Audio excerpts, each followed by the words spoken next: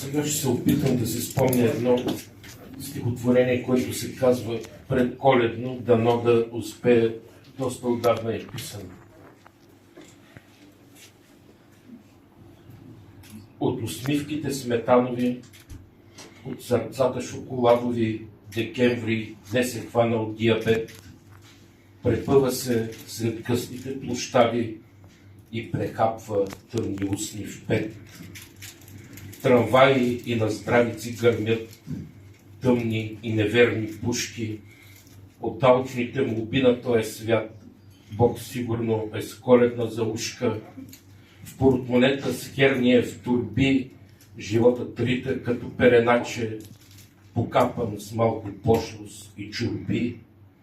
За шийни ветре зимните клепачи. До пролета да доживея аз, като слепец с улично момиче, което непонятно се обича, и пролетта да грейне като фас в градината с покварени кутичета.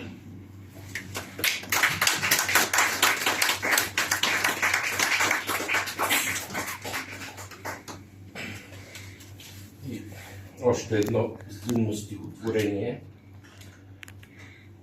Денят настръхна, ушипен, абсурдна, гола, зимна роза. Вървя унил, мъглив, смарен, в шпалир от гузни некролози. Пристъпвам в собствения здрач, където от дете се крия. Там плачат жертва и палач, един друг сълзите си трият. От тъмнина и тишина светът безкрай ще се създава.